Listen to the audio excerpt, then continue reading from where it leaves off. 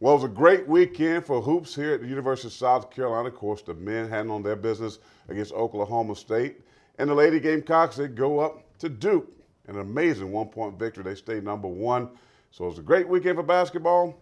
But football, maybe not so much, as the Gamecocks found out their bold destination. Joining me right now, Brian Hand of Spurs and Feathers. Of course, I kind of set up with the basketball. Yeah. We'll get to the football later on because the Gamecocks are headed down the street. We'll talk about that in just a moment. But talk about the men's basketball team. Frank Martin, this team goes down to Charleston. They struggle, bounce back. And Oklahoma State at home, nice crowd, noon on Saturday. Very, very quality win. Against an undefeated Oklahoma State team. It was a team that came in with high aspirations, thinking that they were probably a little better than they were. But South Carolina settled in defensively. That was the biggest thing to me, is that South Carolina has been kind of inching towards totally buying into what Frank Martin is preaching.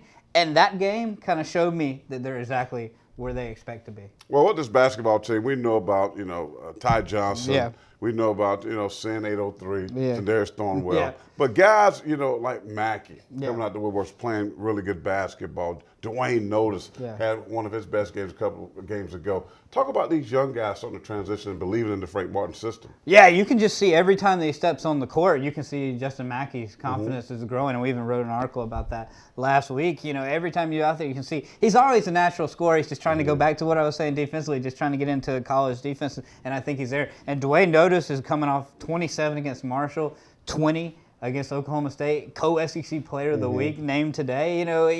If you got Dwayne Notice, Sandarius Thornwell, and Ty Johnson rolling and locked in at the same time, as Frank Martin said at his press conference, it's going to be tough to beat in Carolina. Yeah, I like this basketball team and the direction that they're heading. Now let's talk about the women. Yeah. Great job. The #1 ranked Gamecocks going on the road, a top 10 team in Duke. Of course, a tough place to play Cameron, but they found a way to win. Resilient, out-of-conference basketball game. Got to really feel good for Dawn Staley and this basketball team. You do really got to feel really good for it. It was a great atmosphere. I was there. The best thing about it, if you're a Gamecock fan, there were as many Gamecock fans as there were Duke fans there. They kind of made Cameron their home away from home.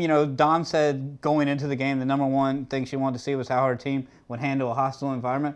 They passed the test. No doubt about it. No doubt. They passed it with flying colors. And the freshman sensation, Aja Wilson, of course, a back-to-back SEC Freshman of the Week honor. So she's doing her thing coming off the bench. And Tiffany Mitchell, though not a high-scoring ball game for her, but she did it on the defensive end. So this basketball team that Dawn Staley has put together is very, very special. Now, let's get into some pigskin because, the Gamecocks, their destination is out there. They're going to Shreveport, Louisiana to take on Miami, the Hurricanes out of the ACC. I like the matchup, Brian, but I don't like the destination. I don't think Gamecock fans are liking the destination. What are you hearing? I'm hearing a little bit of both. I think some people are just excited because, maybe it gives them a little bit of time to extend the Christmas a little bit to the 27th. Shreveport might not be the greatest destination for some. It's not, exotic locale, whatever. But there's casinos. There's some fun times. There's some things you can do there. Shreveport has a lot of things that a lot of Gamecock fans, I think, desire. But I think that, a couple of days after Christmas, the 27th, you can get your Christmas in. And it's 800. I Googled this. It's 810 miles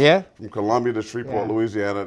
For a lot of folks, that's a tough drive. I don't know how easy or not easy it is to get to the airport, but maybe not the best location. I heard that it could have been in Birmingham, but ECU was sitting there and they didn't want the rematch. They didn't want the rematch. That's at the end of the day. And then even the Texas Bowl kind of came in at the 11th hour. Ray Tanner said yesterday that they didn't really know until 5 o'clock. I mean, and that's them saying that they really had no idea because there was so much shuttling around. And at the end of the day, it came down to they didn't want a South Carolina East Carolina rematch, and the South Carolina Miami, and going back to the 1987 game. I'm sure you remember that one. I'm sure you remember that one. I know about that brawl. But finally, Brian, of course, there was a report that came out over the weekend that it was a done deal with Will Muschamp. Now, I've read and pretty much some people that I do know in this business know that he is out of the country, kind of vacationing, enjoying himself, that he's coming to South Carolina and then kind of coaching, wait to become the next head coach.